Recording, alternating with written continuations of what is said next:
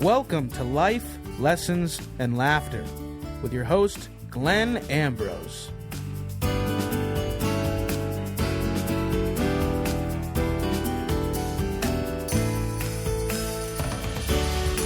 Hey everybody, welcome to the podcast. So today we are talking about the 3 levels of consciousness. I'm excited. Ooh. All right, what are the 3 levels of consciousness, buddy? They are the level of thinking. Wow, I should be right in front of my brain. Level of thinking. That's where we normally are. Functioning. Okay. Always thinking, the wheel's always turning, caught up in that wheel of thinking.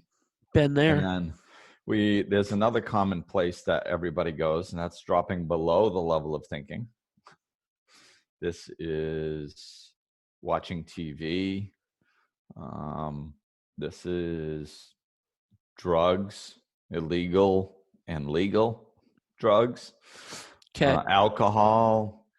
Anything we use in an addictive manner, like shopping, eating, sex, in an addictive way. Right. I mean, of course, not all those things are bad, but we do have to shop, eat, and have sex, if at all possible. But, and what's the... but when we, absolutely. Yeah. So, but like if we do it in an addictive way, if we do it as an escape from the level of thinking, then, that's when it's dropping. We're using when you're doing it mindlessly and like you're not in control of it. Right. And it serves as an escape. So a respite from that constant thinking that we're in. So, and then the last level is rising above the level of thinking, which is where we're supposed to be, because like when we drop below the level of thinking, it's not natural for us to be less than ourselves, to need to dumb ourselves down from our normal, from a state that we're capable of, is just not normal. We're not supposed to be less than ourselves.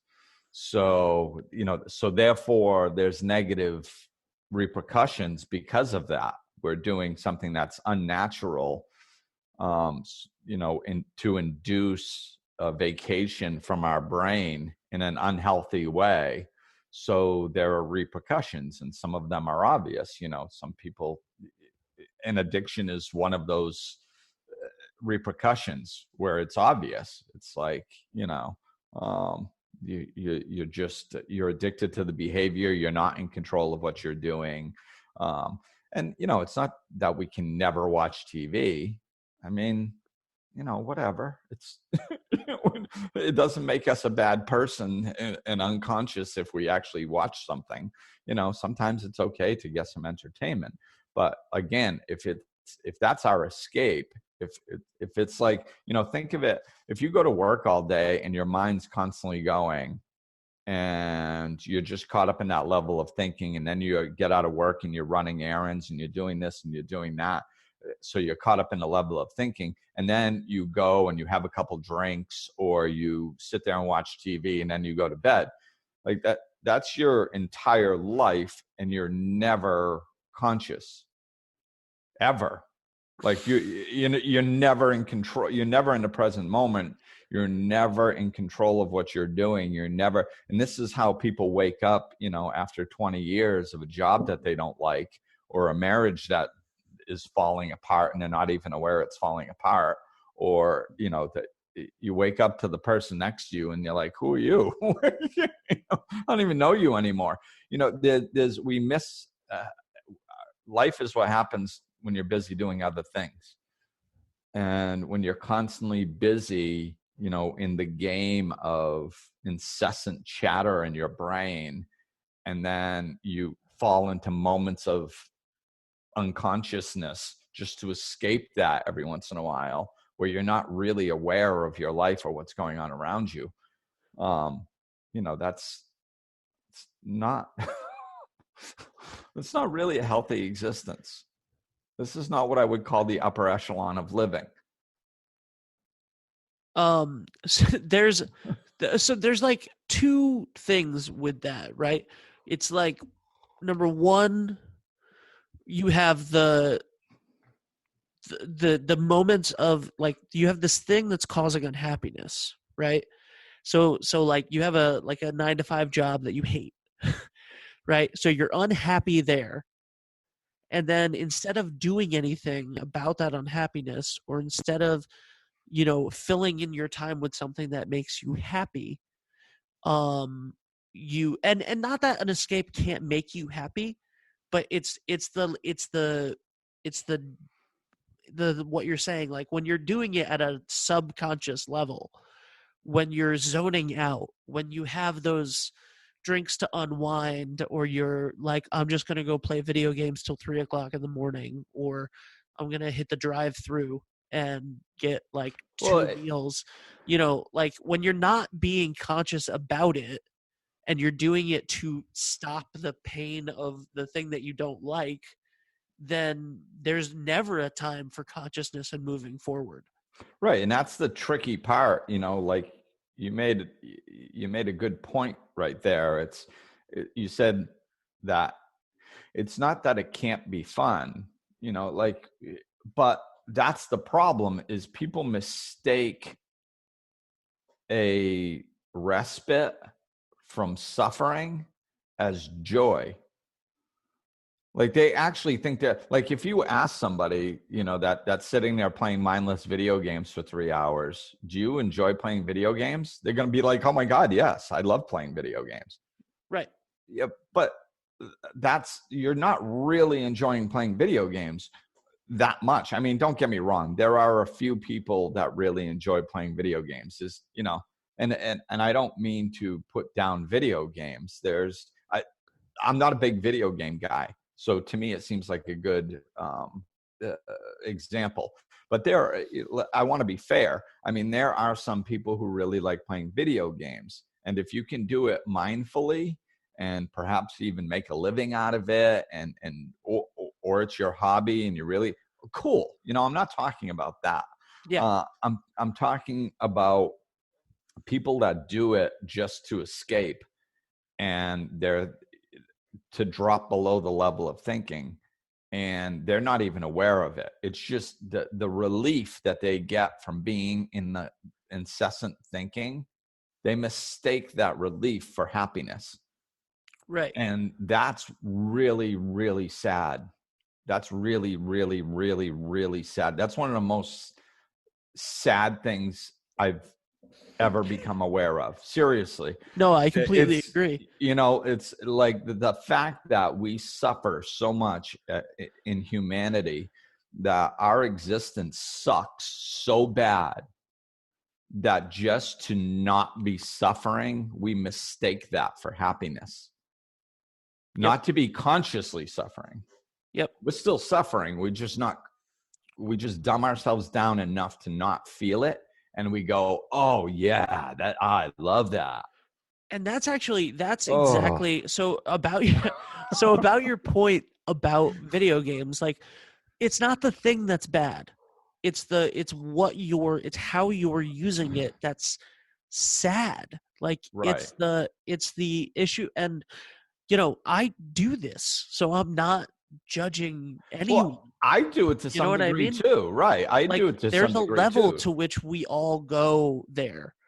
And it's like, there's a thing where if it's the thing that's fulfilling you, like you said, like if video games are your hobby, your passion, your job, all of that stuff, if that's the thing that's fulfilling you, that's great. Or if you spend every day doing fulfilling work, and like if you're happy in your job, you're happy in your life, you're happy with your family, and this is a hobby that you're doing, and you get some enjoyment out of it, and you love all of that stuff, and then you want to zone out and watch Game of Thrones or a football game, awesome, right, perfect, absolutely great.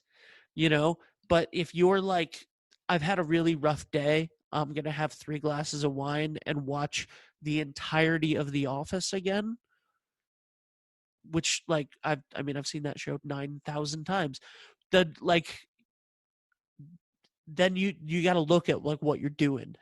Right. And that's what you need to do, is you need to slow down and really look and because at first glance, what our ego wants to do is defend our behavior. I mean, that's, rule one.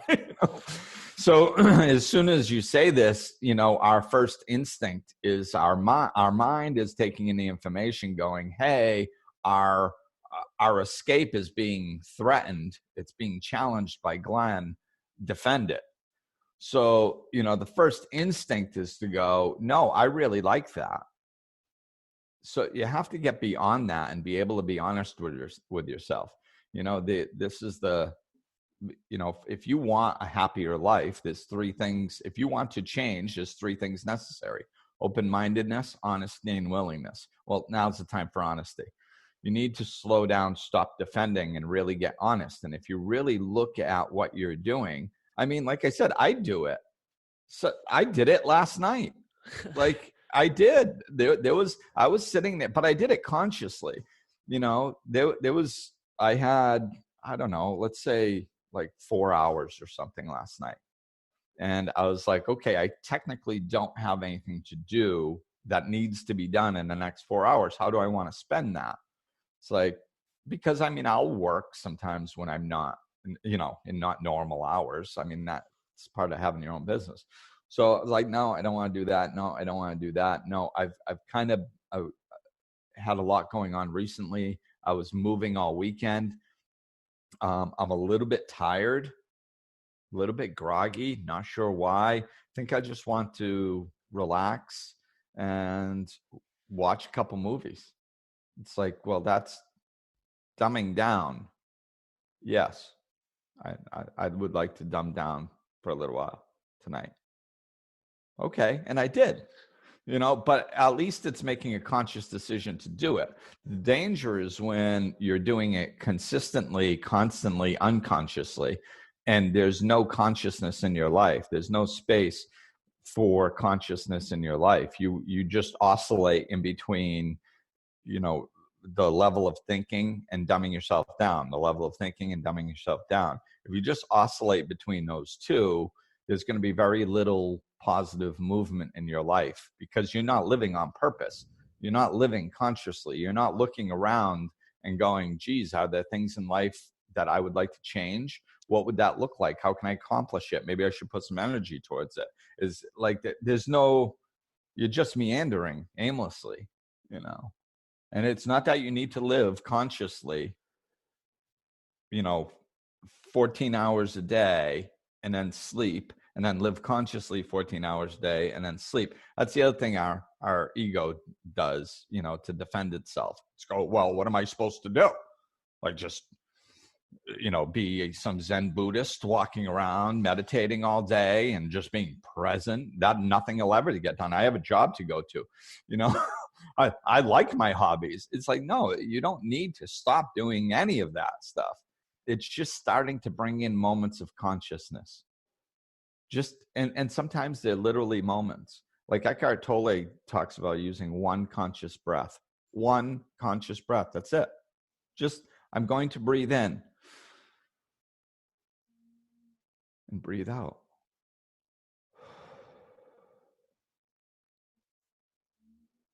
That's it. That's enough. Then you can, if you do that sporadically through your day, or I like doing like 4, 7, 8 breaths. Breathe in for 4 seconds, hold for 7 seconds, release for 8. Do that a couple times throughout the day. It's just to stop. That wheel is incessantly spinning.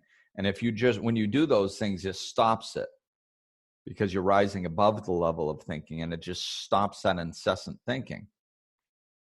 Then it's momentum.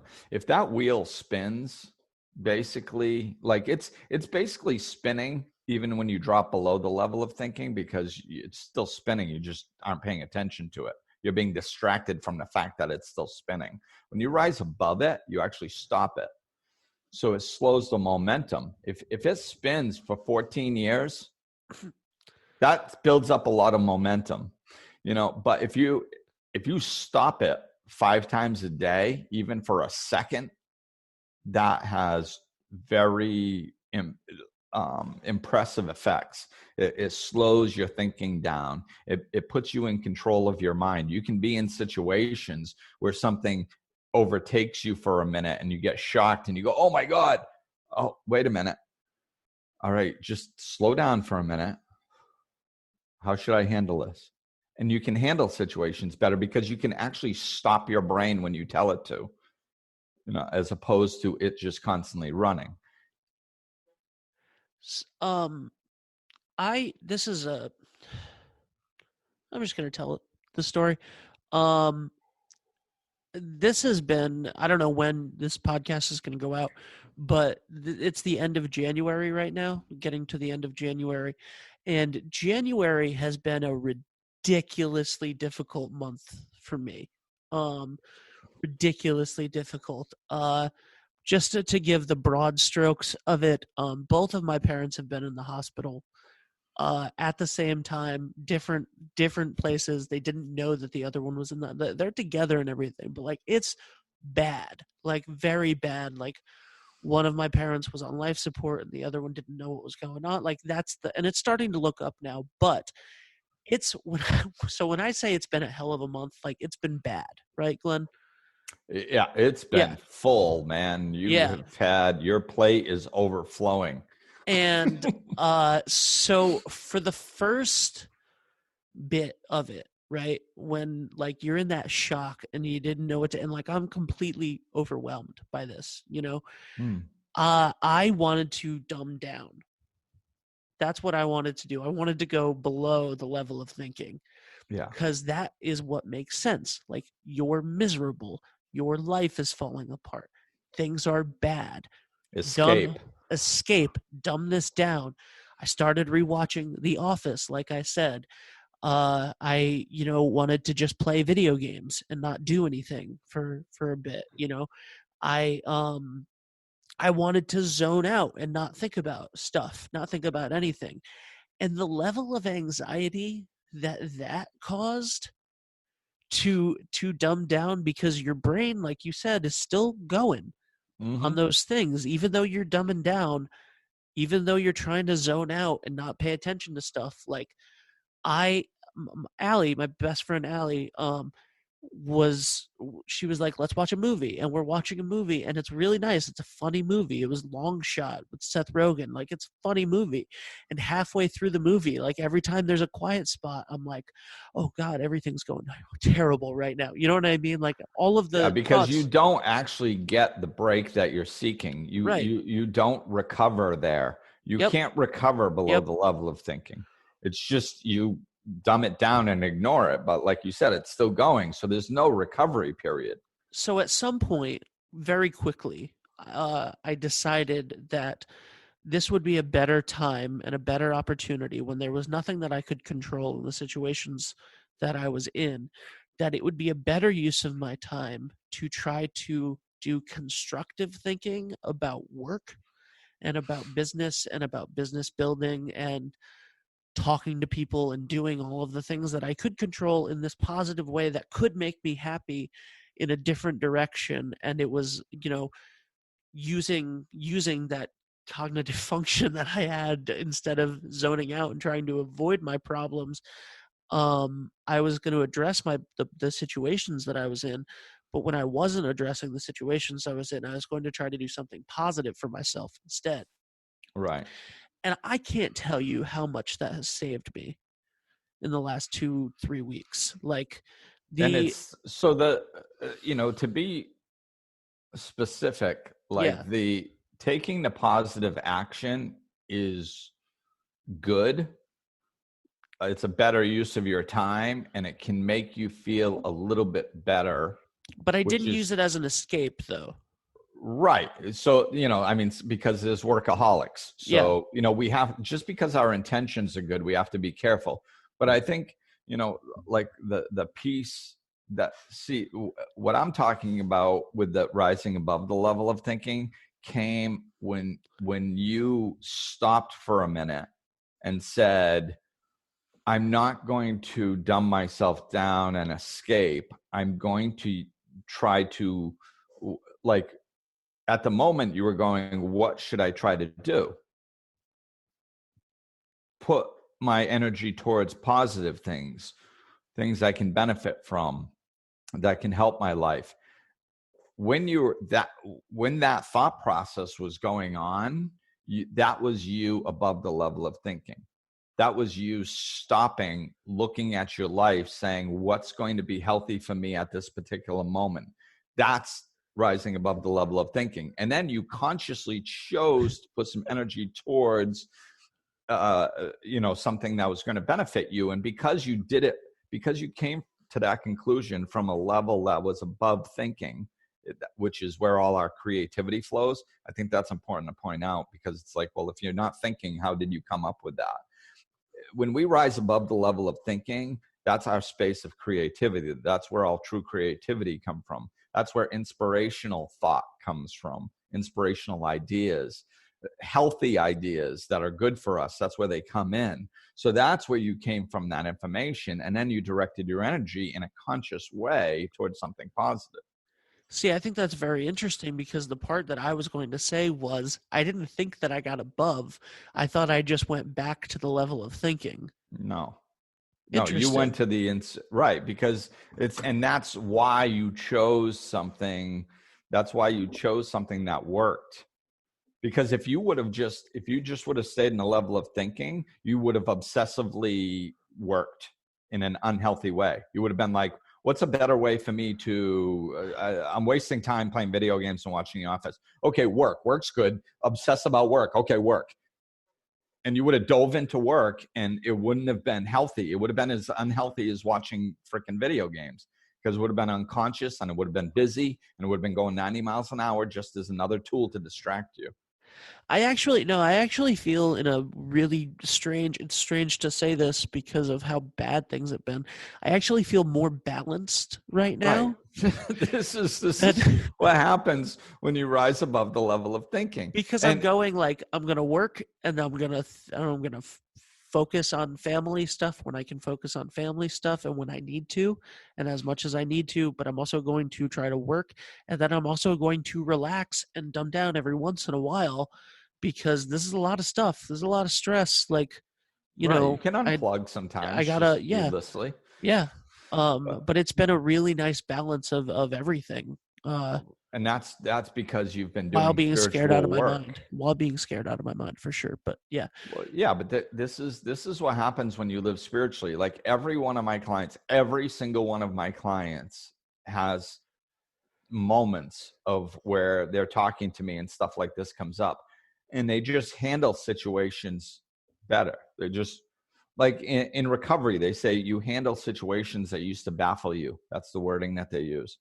And the reason they use that is because the whole program of recovery is based on a change of perspective, which is what spirituality is. It's just a change of perspective. So what happens is when you're looking at things, when you stop functioning from a different perspective, from a healthier perspective, from more of a spiritual way of living, what happens is you start handling situations that used to baffle you, because you just fall into conscious thought. You start, see, this is why, so, I say this to my clients. I say it all the time, and sometimes it sounds counterintuitive, but I tell people, you don't need a life coach. You don't need me. You don't need anybody else. Nobody does. Nobody needs a life coach. So, because what happens is we're stumbling towards who we're supposed to be anyway. So if you open and you try, eventually you're going to find yourself, you can awaken spiritually. If you just try, you will land. I mean, I did it. I didn't have somebody. I mean, I had people guiding me like right in the beginning, and then nobody for a long period. And then, but I mean, I went through long periods where I didn't have help, and I got there. It's just what a life coach does is it speeds it up. You don't meander and try to figure all this stuff out. And what can take you 6 years, you can learn in 6 months. I know it. I've experienced it as a life coach, and I've experienced with somebody life coaching me, so there are huge benefits, but what's cool is we are, when we're putting effort towards our self-growth, we are leaning in the right direction. And this type of thing starts happening more and more often. We start taking healthy action and we start doing healthy things for us without even fully understanding it. Like, you didn't fully understand that you were rising above the level of thinking when you weren't like, oh, I'm going to rise above the level of thinking. And then I'm going to figure out what to do, and then it'll be perfect. And then I'll take positive action and be balanced. Like, you didn't go through that, but you did it anyway. And that's because you're leaning in a direction of personal growth. Yeah. Well, it's nice to talk about that and see, so we kind of break down that thought process, and hopefully it helps somebody. Like, hopefully somebody that's listening to this, if they're, because I'm sure that someone listening to this will have gone through or is going through a hard time as well. Yeah. If they're on the planet, they're probably going through a hard time or will. Yeah. And to hear you talk about, the way to try to deal with that stuff is very nice. And so I think that it's good and it's beneficial for more than just me right now, and it's very helpful for me at this moment. Yeah, well, and when we understand it, we can duplicate it. So now that you understand it, you can duplicate it, and you can do it more often. So this is why meditation is so important, just to have a daily practice. It's like, I was telling somebody a story the other day where I was getting a small inpatient surgery years ago, and they were like, and I meditated regularly, and they kept taking my blood pressure at multiple points, and they're like, you're and they're like, are you okay? And I'm like, yeah. And they take my blood pressure, and they're like, you're really like okay. And I'm like, yeah. And they're like, yeah, but your blood pressure hasn't moved a digit. Like, you are exactly as calm. You were calm when you walked in here, and you're just as calm now. I'm like, well, yeah, I meditate. That's one of the things. And then during the procedure, since I was awake, it was an inpatient. All of a sudden, I got into my head for a little bit. And I'm like, oh, I'm here, and I don't like this. And I could feel some of them working on me, and I didn't like that feeling. So I got into my head, and all of a sudden, somebody looked up at me and was like, oh, crap, he's white as a ghost. Like, I was ready to go out, man. Yeah. And they're like, oh, hold on, we have to stop. And they're, I'm like, well, what happens if you stop? And they're like, well, you'll have to come back and we'll have to finish. I'm like, screw that. That ain't happening. So I just says, just give me a minute. Just give me a minute. And they're like, well, what do you mean? I was like, just give me a minute and let me see if I can reel this in. So I just relaxed and I started focusing on my breathing. And I was just like, everything's fine. It's okay. And whoom, my blood pressure dropped right back down. My, color came back in my face. I was fine. I was like, okay, go ahead. And they're looking at me like, how'd you do that? I was like, I don't know. I meditate regularly. I'm more in control of myself because of that. Right. This is one of the benefits of meditating. So it's when we break that spinning wheel and stop the momentum multiple times a day, then it picks back up, and then we stop it. Then it picks back up and we stop it. What happens is we regain the control over stopping our mind that we lost. We're supposed to be able to stop our mind. Like, people don't even know that, it's like it runs. So like, our mind is a tool. It's not us. We're supposed to use our tool. We're supposed to be able to be in control of the tool. We're supposed to be able to tell it to stop when we want it to stop, and most people are incapable of doing that. And we've lost control over the tool that's supposed to be serving us.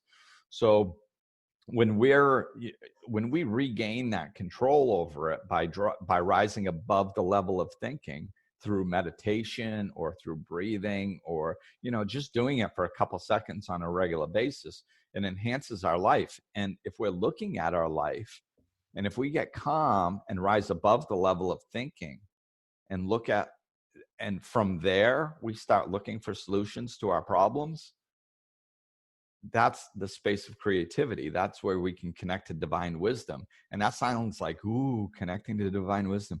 We all do it. We all do it. You know, it's like, who sings that song? I don't know. I can't think of it. I'll stop thinking and it'll come to me. When we stop thinking and information comes to us, that's not thinking. That's a space of creativity. That's where information can drop in. You know, so it's more of a relaxed state where creative information can drop in. That's why people go on walks and take a shower and stuff like that. And that's how people can write whole symphonies at one sitting, and songs and poetry and books. Yep. And paint. This is where all creativity comes from, and we all have that capability to some degree. So it's about quieting that mind on a consistent basis and just being for a little bit, you know, every once in a while. It enhances our lives in so many ways, of course, consciously, and it puts us back in the driver's seat of our own life consciously, but it also helps us unconsciously, like we saw with your example and countless others. Well, that'll do it for today. That'll do it. That was a good podcast. I like that one. Yeah, me too. You know, this is something that I bring up now and then. I've been trying to keep notes, and I was like, oh, that'd be a good podcast. And but you know, I never know how it's going to go or where it's going to go. So right. So I'm just as surprised as all the listeners how wonderful that turned out. When you said when you said we're going to do this one today, I went, okay. And then, like, as I pointed to you to start talking, because we were recording, I was like, I have no idea where this is going to go. I have no idea if this is a good episode or not. And it was great. So thank you very much. My pleasure. All right. And I never plug anything for myself on this show. I'm actually today you're going to. Yeah. You can check out the first episode of my podcast, Own Your Life, anywhere you find this podcast, wherever you're listening to this podcast. Glenn is my first guest. We're going to talk about his story and how he became a life coach and the commonalities that he finds in working with people all over the world, and a little bit about how we started working together. So I'm really excited to share that with everybody, and hopefully people get a lot of value out of that. Glenn, you have so many different things right now. I'm really excited about the book. Yeah, check out the book everywhere. Down to Earth, the spiritual guides to a happy human experience. We're here having a human experience, so we might as well make it a happy one. So get the book anywhere online, digital or paperback versions, Amazon, BarnesandNoble.com. Just look around. It's out there. If you're having trouble, contact me. We'll figure out a way to get it to you. And you can find the show and Glenn is taking life coaching clients. So, GlennAmbrose.com. At the moment, I'm taking a few life coaching clients. And so reach out for that. And there's blogs and, check out the website. There's just so much. There's so much free content out there. Sign up for my email list. You get free video versions of five questions with Glenn. And just put some energy in a direction of this, and you're going to open up to all kinds of information and helpful stuff. So, and thanks for listening, everybody. Go check out Ben's podcast, and we will talk at you soon. Glenn is available for life coaching sessions. To book an appointment or for more information, go to glennambrose.com, follow him on Facebook and Twitter, or click the link in the description of this episode.